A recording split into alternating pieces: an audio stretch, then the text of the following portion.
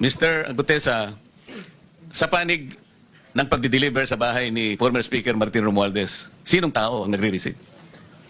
Sa mga ganun sir na may contact, Your Honor, is yung si Paul at si Mark lang ang may contact doon sa receiver.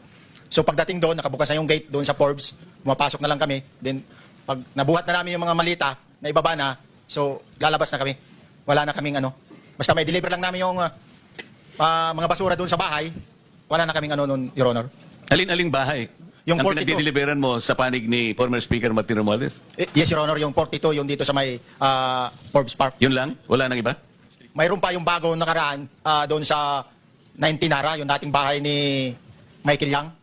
Sa pagkakatanda mo, mayroon pang ibang lugar na kung saan nagdi-deliver kayo? Sa Aguado, dyan sa Malacanang. Aguado? Excuse me, Senator Marcoleta. Sino Michael Yang?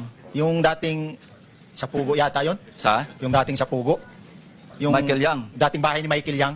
Dating bahay? Yes, Your Honor. Okay, thank you. Ibig mo sabihin, nabili ni Speaker Martin yung bahay ni Michael yan? Allegedly, Your Honor. Pero paano mo alam na bahay ni Speaker yon?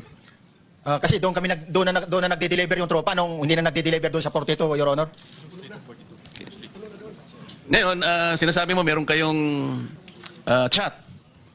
Nagagamit mo yung chat para ma-monitor mo yung rate ng delivery at kung sino-sino yung nagdi-deliver? During the time nung nandun pa ako, Your Honor.